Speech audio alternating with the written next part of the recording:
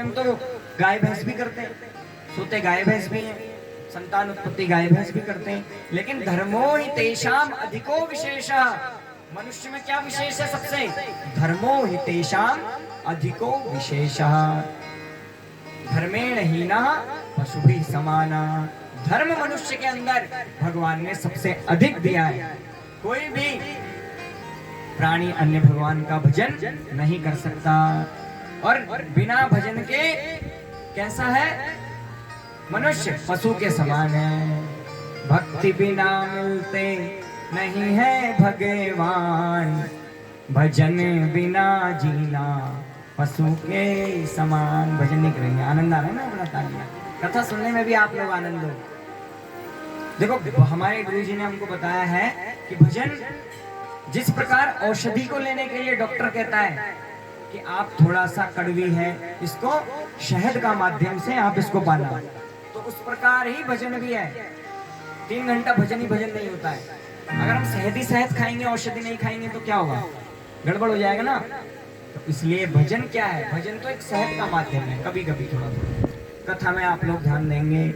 बोले श्री सच्चिदानंद भगवान की जय। तो भगवान के दिया हुआ यह अमूल उपहार हमको व्यर्थ नहीं करना चाहिए।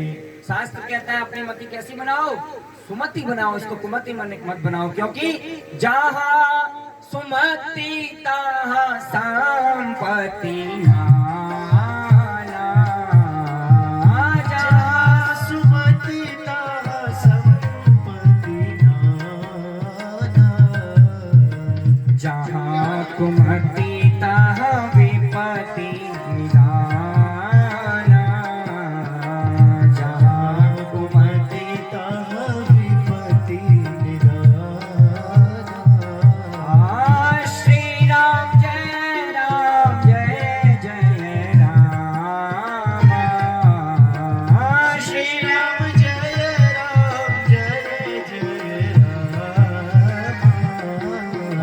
श्री राम जय राम जय जय राम।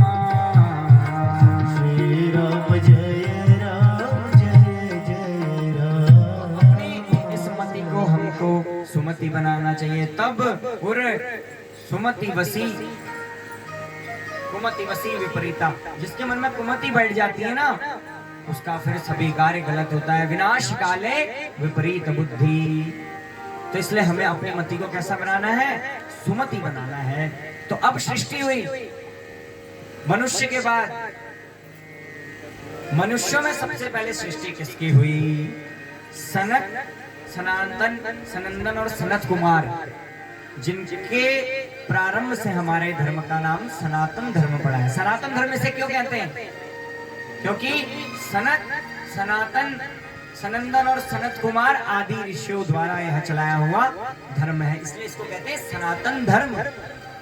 ये किसी मनुष्य ने नहीं बनाया। अन्य धर्म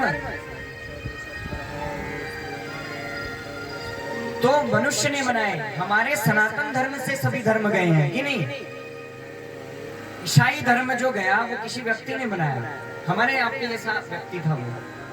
तो उसके माता पिता किस धर्म के थे?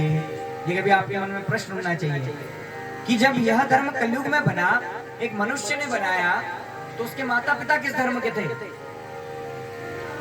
वो सनातन धर्म के थे। तो सत्य सनातन धर्म अनंत काल से चला हुआ यह धर्म है। तो सबसे पहले सनक आदि ऋषियों को बनाया, और उन्होंने क्या किया? स एव प्रथमम देव कुमारम सर्गमासिदा चचार दुश्चरम ब्रह्मचर्य अखंडितम। उन्होंने कहा मुझे सृष्टि करने से मतलब नहीं है भगवान ब्रह्मा जी, मैं तो भजन करने आया हूँ। और हरि शरणम हरि शरणम भजन करते करते वो लोग वन को चले गए। उन्होंने कहा हमारे बस की नहीं है संसार के लफड़ों में पड़ना, ये संसार की मोह माया में पड़ना, हम तो भजन करेंगे। अब जो नारद ब्रह्मा जी सोचने लगे कि बड़ी मुश्किल से तो एक सृष्टि की थी सनकादि ऋषियों की, और ये कोई मैथुनी सृष्टि के नहीं है, ये मानसिक सृष्टि से उत्पन्न हुए हैं सब। इनका कहीं माँ के गर्भ से जन्म नहीं है, ये मन की कल्पना से इन्होंने जन्म लिया। और फिर ब्रह्मा जी के 10 पुत्र उन्होंने मन से प्रकट किए, जिसमें सबसे छोटे पुत्र हैं नारद। कल हमने श्रवण किया था कि एक दासी का पुत्र अगले जन्म में ब्रह्मा जी के 10 पुत्रों में सबसे छोटे पुत्र के रूप में प्रणीत हुए भजन के माध्यम से, समाधि के महत्व से। अब नारद जी भी वही नारायण नारायण नारायण करते सभी इनके पुत्र साधु हो गए। अब ब्रह्मा जी को क्रोध आया और ब्रह्मा जी को अत्यंत क्रोध आ गया। यदा रोदीश्वर श्रेष्ठा स्वेदेव इव बालकः ततस्त्वाम अभिधास्यन्ति नाम्ना रुद्र इति प्रजा। और उनकी भ्रुकुटी से उनको इतना क्रोध आया कि उनके भ्रुकुटी के मध्य से एक दिव्य तेज प्रकट हुआ और वह तेज प्रकट होते हुए एक बालक के रूप में प्रणीत हुआ। और वह यदुरोदीश्वर श्रेष्ठ वो प्रकट होते ही वह बालक रोने लगा और रोने लगा, तो इसीलिए उनका नाम क्या पड़ा? रुद्र। बोलिए भवानी शंकर भगवान की जय। वो बालक रोता हुआ प्रकट हुआ और भगवान रोए नहीं, भगवान ने हमको दिखाया क्या कि कबीरा जब हम पैदा हुए जग हंसे हम रोए, ऐसी करनी कर चलो हम हंसे जगरो। क्यों दिखाना चाहा कि हमने क्या किया। जब यहाँ मनुष्य आता है, तो जब यहाँ पैदा होता है तो बालक रोता है और जग वाले हंसते हैं, लेकिन जब कोई व्यक्ति अपनी उचित मृत्यु को प्राप्त होता है तो वह खुशी खुशी अपने प्राण त्यागता है और जग रोता है। ऐसी करनी कर चलो। आपको अपने जीवन भर में ऐसे कार्य करने हैं कि जब आपका समय आए इस धराधाम से जाने का, तो आपको अत्यंत प्रसन्नता हो। तो ऐसा कहा और भगवान शंकर जी ने सृष्टि के लिए ब्रह्मा जी ने शंकर जी को आदेश किया कि जाओ अब तुम सृष्टि करो, क्योंकि अभी उद्देश्य क्या चल रहा है? सृष्टि करना उद्देश्य है। देखो सृष्टि से ही सारी संपूर्ण भागवत रहेगी, लेकिन आप जब ध्यान से इसको श्रवण करेंगे तो आपको याद रहेगा कि किस बिंदु से अगला बिंदु प्रारंभ हुआ। अभी संसार की सृष्टि चल रही है। भगवान शिव से कहा जाओ तुम सृष्टि करो, तो इन्होंने सृष्टि करना शुरू कर दी। अब इनके मन में तो नहीं था सृष्टि करूं। अच्छा, यदि आपके मन में हो कि ये व्यक्ति मेरे से काम नहीं कराए तो क्या करो? काम बिगाड़ दो। एक बड़ा विनोद का प्रसंग है, बने रहो पगला और काम करेगा अगला। बोलिए प्रेम से। तो अगर आपका मन नहीं है काम करे, शिव जी ने भी ऐसे किया। क्या किया कि ऐसी सृष्टि कर दी। एक छंद भंग श्लोक में सृष्टि कैसे की? यस्यास्ते द्राट द्राट द्रुट द्रुट ममलम टम टम टम टम टम ड्रमसम ड्रमसम ड्रमसम ड्रुई ड्रुई चक्तम भूपकम भुवनानम तैलम तैलम तु तैलम खुको खुको खुको खुको खु ख्वांग ख्वांग ख्वांग ख्वांग ख्वांग ध्यायन्ते विप्रगायन्ते वशक्ष शकलम पातु न चंद्रचूड़ा पातु न चंद्रचूड़ा। को मुखहीन विपुल मुख का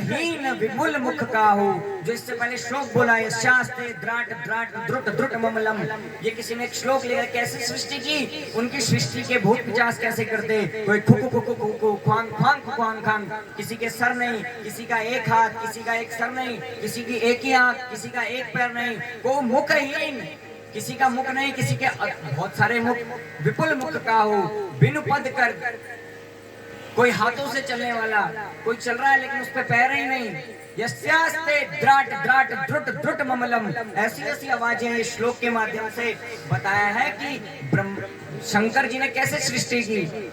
ड्रमसम ड्रमसम ड्रुड्रमसम ड्रुड्रुचक्तम भूपकम भुवनानम और तैलम तैलम, ये सब भूत प्रेतों की आवाजें हैं। और इसको हमारे कवियों ने, हमारे लेखकों ने एक श्लोक के माध्यम से बना दिया। अंत में कहा ध्यायन्ते विप्रगायन्ते वशति शकलम पातु नः चंद्रचूड़ा, ऐसे भगवान शिव को जिन्होंने कैसे तैलम तैलम तु तैलम खुकु खुकु खुकु ख्वांग ख्वांग ख्वांग ख्वांग ख्वांग, ऐसी सृष्टि जिन्होंने कर दी, ऐसे भगवान शिव को जो अपने मस्तक पर चंद्रचूड़ा धारण करते हैं, ऐसे भगवान भवानी शंकर को हम प्रणाम करते हैं। बोलिए भवानी शंकर भगवान की जय। तो भगवान शिव को हम प्रणाम करते हैं। तो अब सृष्टि तो बनी, लेकिन किसी काम की बनी, किसी काम की नहीं बनी। तो ब्रह्मा जी फिर उदास हुए और उन्होंने कहा कि जाओ शिव, तुम्हारे बस का कुछ नहीं है, अब तुम जाओ हिमालय की ओर और जाओ ये भूत पिचासों को भी सब वहीं ले जाओ, पहाड़ की ओर ले जाओ। तभी हमारे यहाँ भूत पिचास बहुत ज्यादा हैं, रोज भूत ही पूछ रहे हैं हमारे। भगवान से कहा जाओ तुम भी हिमालय को जाओ और ये भूत पिचासों को भी सब अपने साथ ले जाओ, यहाँ नहीं, इनकी कोई आवश्यकता नहीं है। तो इसलिए भगवान शिव तो हिमालय में तपस्या करने लग गए और भूत पिचास यहीं गाड़ गधेरों में दौड़ने लग गए और आज तक वो यहीं रह गए। बोलिए प्रेम से। तो इस प्रकार की सृष्टि हुई, लेकिन वो सृष्टि भी किसी काम की नहीं हुई। तब फिर ब्रह्मा जी अत्यधिक दुखी हुए। ब्रह्मा जी ने फिर सृष्टि की। धर्म क्रोध मोह लोभ ब्रह्मा जी ने प्रकट किए, काम प्रकट किया, मुख से उनके सरस्वती प्रकट हुई। छाया यह कर्दमो यज्ञे देवहूत्यापति प्रभु। चार मुखों से चार वेद प्रकट हुए, सब कुछ हुआ, लेकिन सृष्टि वृद्धि नहीं हो रही थी। बड़े चिंतित थे और चिंतित होते होते ब्रह्मा जी का शरीर दो भागों में प्रणित हो गया। दाएं भाग से पुरुष और बाएं भाग से एक स्त्री प्रकट हुई। मनु और शत्रुपा का जन्म हुआ। सबसे पहले आदि पुरुष इस सृष्टि में, सबसे पहले स्त्री पुरुष कौन आए? मनु और शत्रुपा। सबसे पहली मैथुनीय सृष्टि मनु और शत्रुपा से प्रारंभ हुई। उससे पहले मानसिक सृष्टि हुआ करती थी। तो ब्रह्मा जी ने ब्रह्मलोक में दोनों का विवाह किया। मनु शत्रुपा बड़े ही विनम्र हैं। दोनों ने हाथ जोड़कर कहा, आप हमारे वृद्धिदाता हैं, रक्षक हैं, हम आपकी संतानें हैं। संतान का पहला कर्तव्य है सेवा। और उन्होंने कहा कि आप मुझे कुछ सेवा का कार्य बताएं जिससे सेवा हो सके। सेवा का भी कल हमने विस्तार किया था। सेवा किसे कहते हैं? अपने पूज्य जनों को सुख पहुंचाने की भाव को सेवा कहते हैं। सीधा सरल सूत्र है। सेवा किसे कहते हैं? अपने पूज्य जनों को, अपने श्रेष्ठ जनों को सुख पहुंचाने की भावना को सेवा कहते हैं। जिससे आप, जिस कर्म से आपके पूज्य जनों को सुख प्राप्त होता हो, वही सेवा है। तो ब्रह्मा जी ने कहा कि मुझे तो एक ही चीज से सुख प्राप्त होता है, वह क्या है? आप सृष्टि का विस्तार करो। सृष्टि का विस्तार। तो उन्होंने जी आज्ञा कहकर वह ब्रह्मा जी बहुत प्रसन्न हुए। ब्रह्मा जी ने कहा, मैंने भूलोक बनाया, धर्म पूर्वक धरती पर शासन करो, सृष्टि करो, संतान उत्पन्न करो, यज्ञ करो, दान करो, तप करो। अब मनु और शत्रुपा दोनों भूलोक पर आने के लिए तैयार हुए। और जब ब्रह्मलोक से नीचे आए तो देखा यहाँ पृथ्वी तो है ही नहीं। जाकर सृष्टि किसमें करें? तो यह पृथ्वी कहाँ गई थी? क्योंकि पृथ्वी तो रसातल में डूब गई थी। अब देखो यहाँ से कथा का प्रसंग बदलाव लेता है। अब यहाँ से हिरण्याक्ष की कथा प्रारंभ होती है। स्मरण रखना इस बिंदु को कि हम कहां से कहां जा रहे हैं। मनु शत्रुपा ब्रह्मा जी की सृष्टि से पृथ्वी का विस्तार, सृष्टि का विस्तार करने आ रहे हैं, लेकिन यहाँ आए तो पृथ्वी को रसातल में हिरण्याक्ष नामक राक्षस ले गया था। अब ये बात ब्रह्मा जी को बताई कि भाई, ब्रह्मा जी चिंता करने लगे कि अब मैं पृथ्वी को कैसे उठाऊं। मैं जिस परमात्मा का हूं वही मेरी रक्षा करेंगे। और ब्रह्मा जी को जोर से छींक आई और उनकी छींक से इतनी जोर से उनको छींक आई, नासिका से शंख चक्र गदा पद्म लिए भगवान प्रकट हुए और क्षण भर में वो विराट रूप में प्रकट हो गए। बोलिए वाराह भगवान की जय। वाराह भगवान ने नासिका से शंख चक्र गदा पद्म लिए हुए रूप धारण किया और ऋषियों ने स्तुति की। जितम जितम ते जितय के भावना, त्रयीं तनुं स्वाम परिधुन्वते नमः। यद्रोम गर्ते शनिनिलयुरुध्वरा, तस्मै नमः कारण सुकराय। हे अजित भगवान, हे शंकर भगवान, हम आपकी वंदना करते हैं। हे भगवान अजित, आपकी जय हो, जिनके रोम रोम में यज्ञ भगवान विराज रहे हैं। भगवान आपकी जय हो। आपने पृथ्वी के उद्धार के लिए यहाँ जन्म लिया है। भगवान वाराह के रूप में आकर जल में कूद गए। घ्राणेन पृथिव्याः पदवीं विजिघ्रन्। और भगवान ने पृथ्वी को कैसे ढूंढा? गंध से। तो कल हमने क्या श्रवण किया था? तत्र गंधवती पृथ्वी। पृथ्वी का गुण कैसा है? गंधमय है, इसमें गंध है, सुगंध है। तो भगवान ने इसको सूंघते सूंघते पृथ्वी को खोज निकाला। देखा कि हिरण्याक्ष वहां रसातल में ले जाकर गेंद के समान हिरण्याक्ष इतना बड़ा राक्षस हुआ कि सूर्य इसकी कमर पे आता है। तो पृथ्वी उसके सामने क्या है? वो वहां उस पृथ्वी का गेंद बना के रसातल में खेल रहा था। दृष्टाग्रगाम गाम उपलक्ष्य भीताम। दाढ़ में कभी पृथ्वी को रख लेता ऐसे अपने मुख में, कभी उसको कंदुक बना के खेलता। और फिर भगवान ने क्या किया? भगवान ने उस हिरण्याक्ष को अपने पास बुलाया। कई समय तक युद्ध चला और वाराह भगवान जो कि सूकर रूप में है, उन्होंने अपने मुख में पृथ्वी को धारण किया। इसलिए भगवान का एक नाम क्या पड़ा? धराधर। बोलिए धराधर भगवान की। तो धराधर भगवान का नाम पड़ा। पृथ्वी को जल के ऊपर स्थापित किया। जब पृथ्वी को लेकर आ रहे थे तब हिरण्याक्ष फिर से पीछे पड़ गया। कहा छोड़ दो पृथ्वी, नहीं तो मैं तुम्हें जान से मार डालूंगा। और भगवान से कहा तेरा भी कुछ काम नहीं है, तू जब भी आया तूने राक्षसों का ही वध किया। तो भगवान ने कहा तुमने कही दिया राक्षसों का वध किया, तो अब तेरा भी नंबर आ गया है।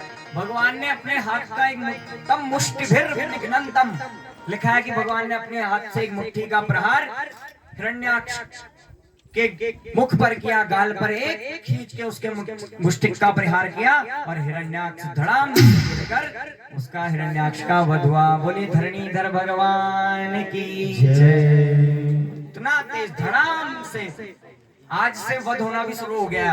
अब 7 दिन किसी न किसी का वध होते रहेगा। बोलिए श्री सच्चिदानंद भगवान की। भागवत में सर्वप्रथम वध हुआ हिरण्याक्ष का।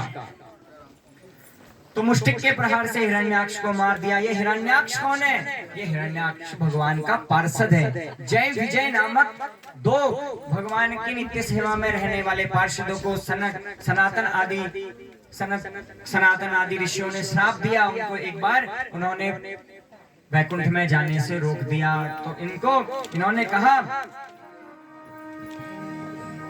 कि तुमने मुझे रोक दिया, जाओ तुम 3 जन्म तक राक्षस योनि को प्राप्त होगे। तो प्रथम जन्म में हिरण्याक्ष, हिरण्यकशिपु, फिर रावण, कुंभकर्ण, इनको बनना पड़ा। तो भगवान ने कहा कि कोई नहीं, तुम अगर 3 बार जन्म लोगे तो मैं तुमको उद्धार करने के लिए 4 बार जन्म लूंगा।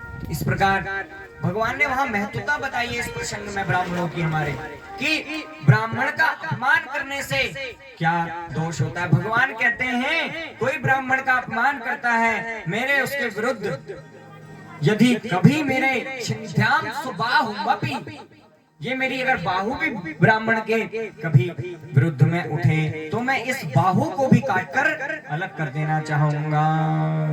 विप्र प्रसादात् धरणी धरोहम, विप्र प्रसादात् कमलावरोहम,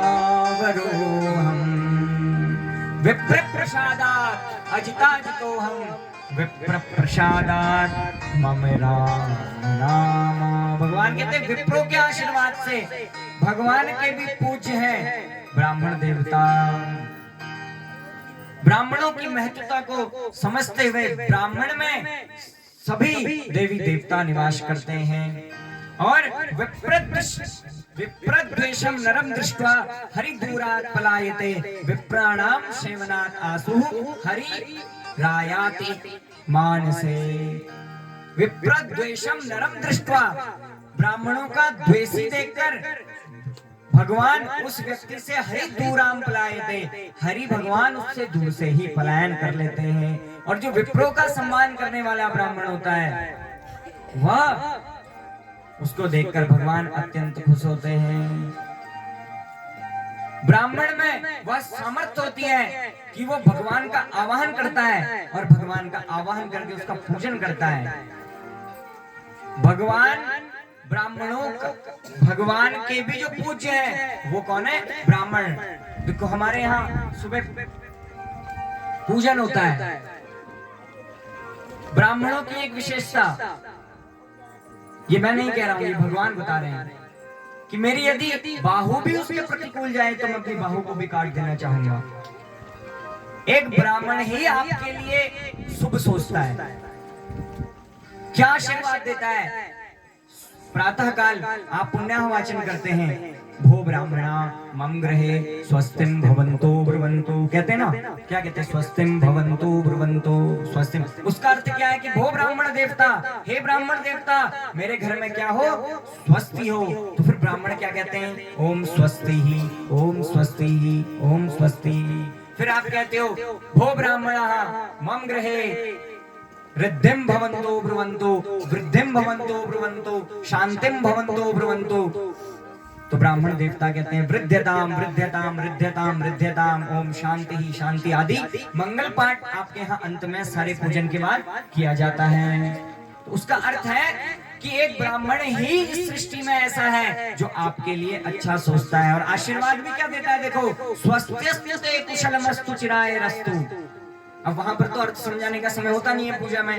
क्या कहता है? स्वस्तिस्तु ते कुशलमस्तु चिरायरस्तु, आप अनंत काल तक जीवित रहें। स्वस्तिस्तु ते कुशलमस्तु चिरायरस्तु, चिरकाल तक आपका जीवन हो। गो वाज हस्ति धन धान्य समृद्धिरस्तु, आपके घर में गो हो, हाथी हो, घोड़ा हो, धन धान्य की समृद्धि हो। संतान वृद्धि संहिता रिपयोक्षयोस्तु, और संतानों की आपके घर में वृद्धि हो और रिपो पर आप हमेशा विजय पाएं। और हरि भक्ति रस्तु, आपके घर में इन सबके साथ क्या हो?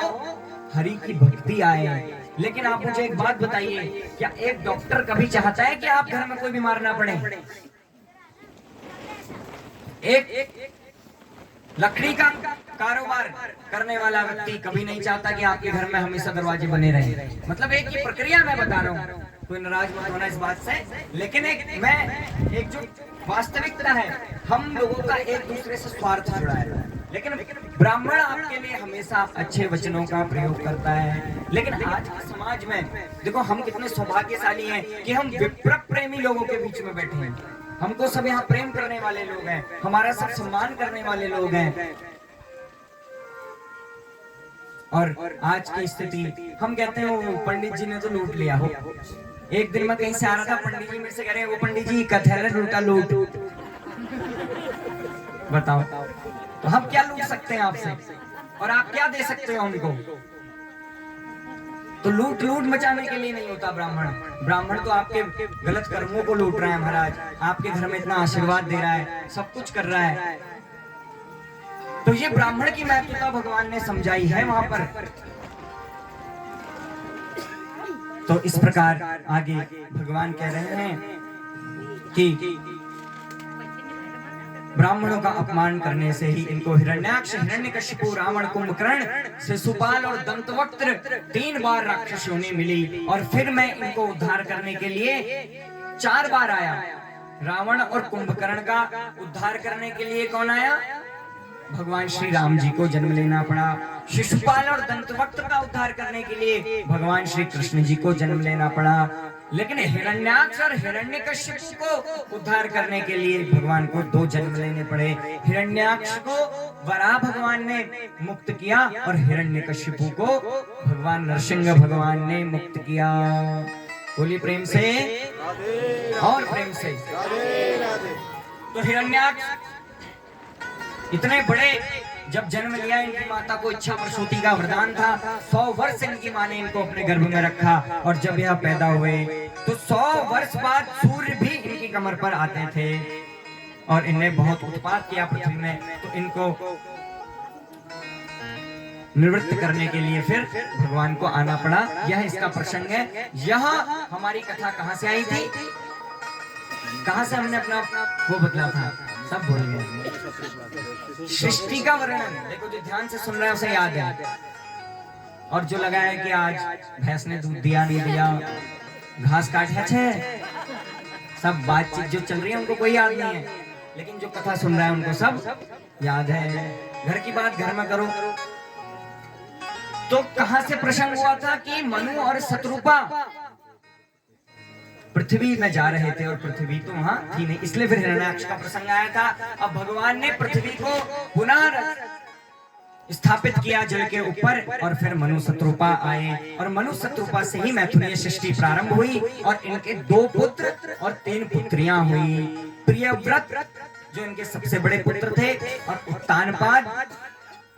प्रियव्रत का क्या अर्थ है? प्रियव्रत जी का विस्तार हम 5वें स्कंद में कल श्रवण करेंगे। प्रियांसी व्रतानि यह सह प्रियव्रत, जिसने अपने जीवन में प्रिय व्रतों को धारण किया हो। प्रियव्रत क्या है? धर्मम चर, मातृदेवो भव, पितृदेवो भव, ये प्रिय व्रत है। उपवास क्या है? उपवास हम व्रत लेते हैं ना, व्रत। उपवास का क्या अर्थ है?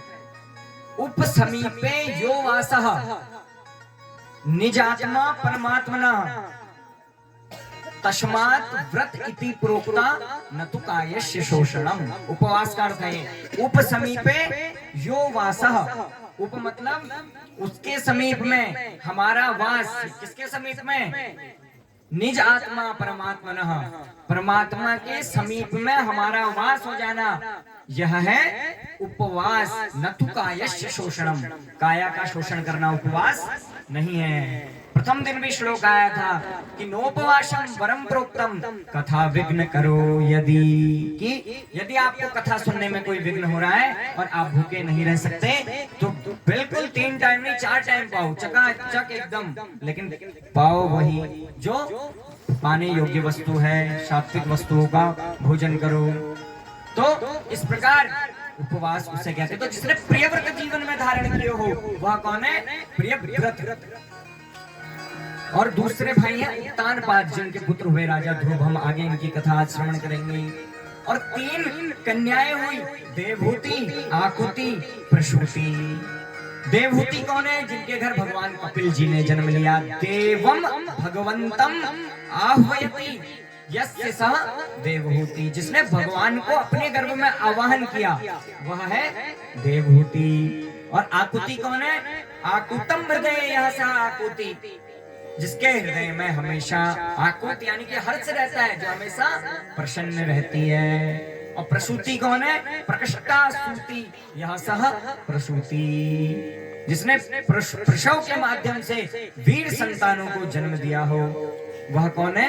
उसका नाम है प्रसूति। तो सृष्टि कहां से प्रारंभ हुई? मनु और शत्रुपा के 2 पुत्र और 3 पुत्री। इस प्रकार आगे इन्होंने सृष्टि की रचना की। और इस सृष्टि को कौन संभाल रहे हैं? रचा है सृष्टि को जिस प्रभु ने, वही ये सृष्टि रचा रहे हैं। रचा है सृष्टि को जिस प्रभु ने, वही ये सृष्टि चला रहे हैं। जो पेड़ हमने लगाया पहले, जो पेड़ हमने लगाया पहले, जो पेड़ हमने लगाया पहले, जो पेड़ हमने लगाया पहले, उसी का फल हम अब पा रहे हैं।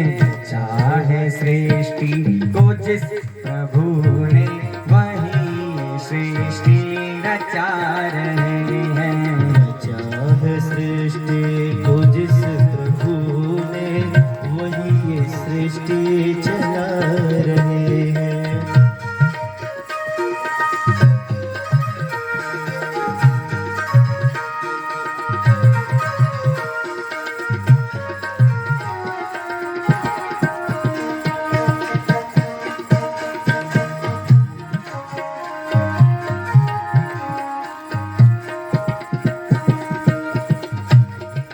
इसी धरा से शरीर पाया, इसी धरा से शरीर पाया, इसी धरा में फिर सब समाए, इसी धरा में फिर सब समाया, इसी धरा से शरीर पाए, इसी धरा से शरीर पाए, इसी धरा में फिर सब समाए, इसी धरा में फिर सब समाए। ये है सत्य नियम, यही धरा का है सत्य नियम इसी धरा का, है सत्य नियम इसी धरा का।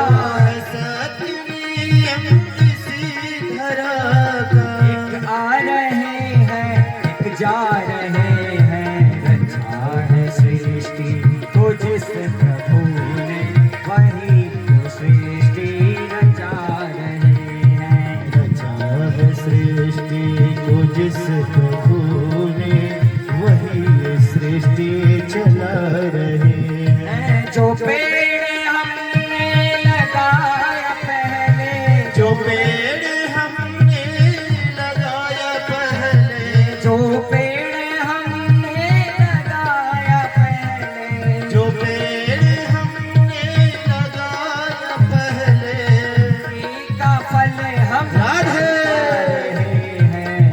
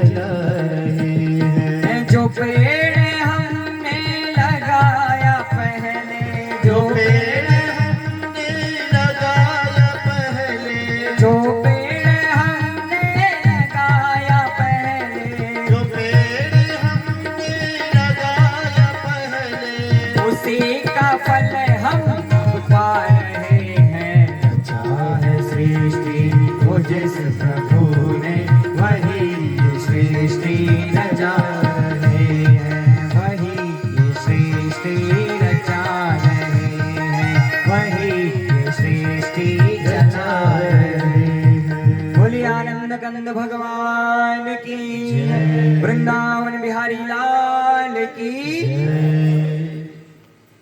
तो बंधु, यह सृष्टि का यहाँ से प्रारंभ हुआ। अब सृष्टि यथावत चलने लगी, क्योंकि अब मैथुनी सृष्टि प्रारंभ हो गई। मनु और शत्रुपा के 2 पुत्र और 2 पुत्रियां हुई,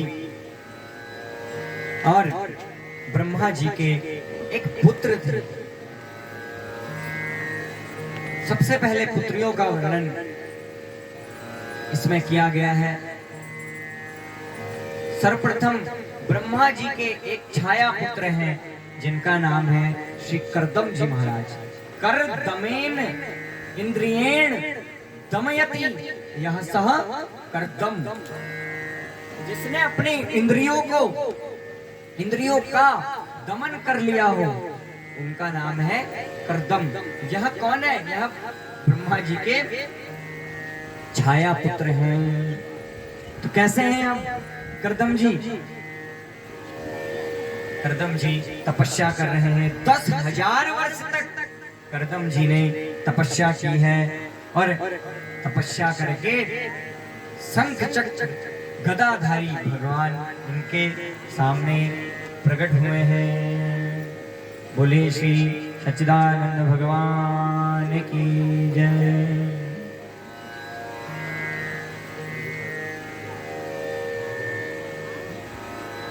तो भगवान इनके सामने प्रकट हुए। करदम जी ने 10,000 वर्ष तक तपस्या की है, और तपस्या करने के बाद भगवान इनके सामने प्रकट हुए हैं। और देखो, जब भगवान प्रकट हुए तो इन्होंने क्या मांगा? ये माययाते हतमेध सत्व, कि भगवान यह जग सब आपकी माया से मोहित है, और प्रभु उनकी बुद्धि खराब हो गई है। वो तुच्छ प्राणी है, उन्होंने तुच्छ कामना के लिए आपकी उपासना की है, जो आपसे कुछ मांगते हैं। और ध्यान से सुनिए कि फिर करदम जी क्या मांगते हैं। पहले कह रहे हैं कि जो आपसे कुछ सांसारिक वस्तु मांगता है, वह उसकी बुद्धि खराब हो गई है।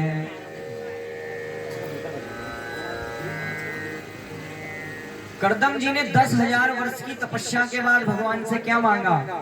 तथा से चाहम परिवोढु कामः। भगवान, मैंने यह तपस्या की, और मैं आपसे क्या चाहता हूं? मेरे इस काम को वहन करने के लिए मैं आपसे एक सुंदर पत्नी चाहता हूँ, आप मेरा ब्याह करा दो। तो भगवान ने कहा, हे मूर्ख आदमी, मन में सोचा, बताओ ये कितना बड़ा देवता व्यक्ति है। लोग तपस्या करते हैं भगवान को पाने के लिए, इसने 10,000 वर्ष की तपस्या की है, और यह क्या